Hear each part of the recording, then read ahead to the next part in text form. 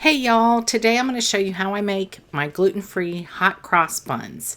Hot cross buns, if you don't know, are little sweet buns traditionally served around Easter to signify the crucifixion and resurrection of Christ. They're filled with raisins or currants. I use raisins. And I also added chopped dried apricots this time. They're glazed and a cross is piped on top, and they're so darn soft and yummy, y'all. So let's get into it and I'll show you how to make them. Before I start on the dough, I had to soak my raisins, and this is how I did it. I poured boiling water to cover over 200 grams of raisins in a small bowl and let them soak for 1 hour. I then drained the water completely and set them aside until I'm ready to use them. So getting to the dough, this dough is a version of my sweet dough with a few changes. I'll add 360 ml of milk, 10 grams of whole psyllium husks, 24 grams of instant yeast, a half teaspoon each cinnamon and cardamom, and a quarter teaspoon each nutmeg and allspice, 2 large eggs, 169 grams of softened butter, the soaked and drained raisins, and this is just a handful or so of chopped dried apricots. It's maybe like 40 grams or so. You don't need to be precise. And you can leave them out if you want. 200 grams of light brown sugar. And then I have 490 grams of Kim's gluten-free bread flour blend. You'll find the recipe for this on my website. And finally, 7 grams of baking powder and 6 grams of kosher salt.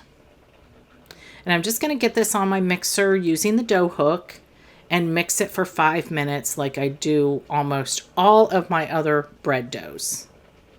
People often ask if you can use a handheld mixer, and while you can, especially if yours has the dough hook attachments, it will be a thicker dough, y'all, so just know it'll probably take longer, and you may have to stop a few times to avoid your motor from burning out.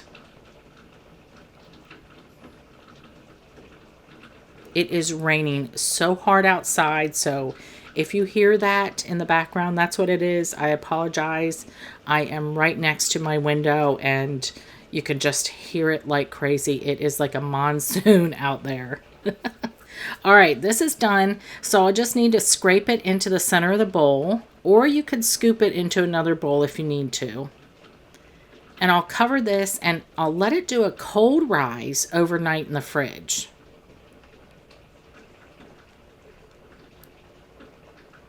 Okay, this dough is nice and cold now, y'all. Cold dough is much easier to work with. That's why I always recommend letting the dough sit in the fridge overnight. I know some of you are impatient and you want bread now, and I don't blame you. But if you look at most gluten-filled bread recipes, most of them aren't made in under like 4 hours either, because the fermentation really develops flavor. So just think of the waiting time as you're developing flavor, because honestly, you really are developing flavor at the same time as making the dough much easier to work with. I'm just kneading this to get it into a smooth dough, nothing to do with developing gluten, obviously. This is a gluten-free channel after all. All right, I'll divide this into equal pieces, and I'm using a scale for this. Feel free to eyeball it if you want to. I'm making roughly like 4.5 ounce rolls. So they're a little bigger than a typical roll I would make. Normally I make 2 to 3 ounces, but I felt like I wanted to go big or go home with these. So if you want to make smaller, feel free. I wouldn't go much bigger though than the 4.5 because they'll have a really hard time baking all the way through. Y'all have seen me do this a million times by now, or at least those of you who have seen my other videos. But if this is your first time, it's so easy. You want to kind of bring the edges of the dough into the center like this, and then pinch it like a little purse, if you will. And then flip it over, and on an unfloured part of your counter, because you need that friction. Cup your hand into like a backwards C and just roll it around, and the friction will allow the bun to stick a little bit to the counter and make it more taut. And then you just use your bench scraper to scrape it up and put it in your pan. Easy peasy. Okay, I'm using a 9 by 13 inch baking dish that I've just sprayed with nonstick spray. And I'm going to cover these with plastic wrap and allow them to proof until they're nicely touching and puffed, noticeably bigger, but not quite doubled in size. Now, sometimes a cross is piped on the buns with a thin down dough, but I never have liked that version much. So I do the powdered sugar glaze. But before I bake them, I'm going to actually take my bread lom, or you could use a paring knife, and cut a cross in the tops. And this will make it perfect afterwards, you'll see.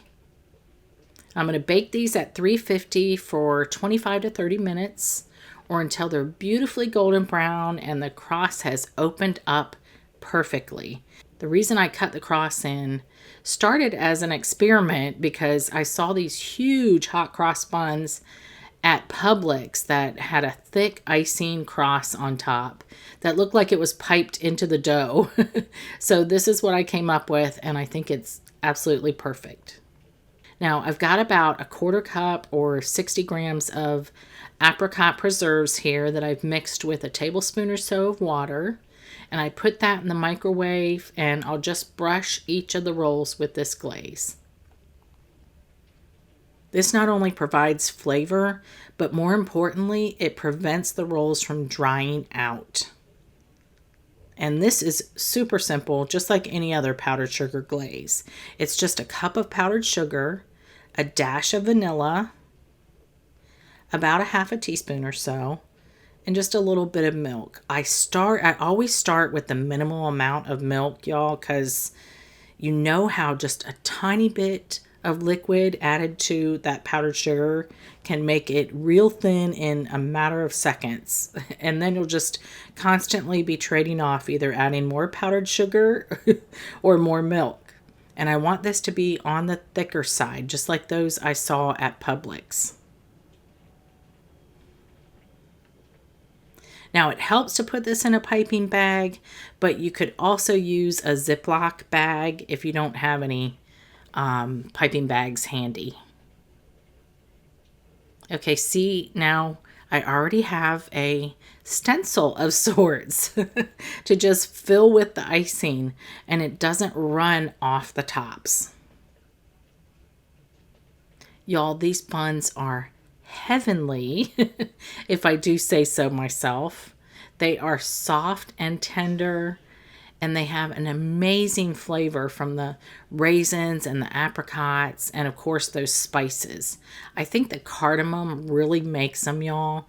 Don't leave that out unless of course you don't like it, but I really think the cardamom makes them. If you've been missing these in your life, or if you've never even had them or heard of them, now's your chance to make them. I think they're better than any gluten-filled ones I've ever had. Enjoy.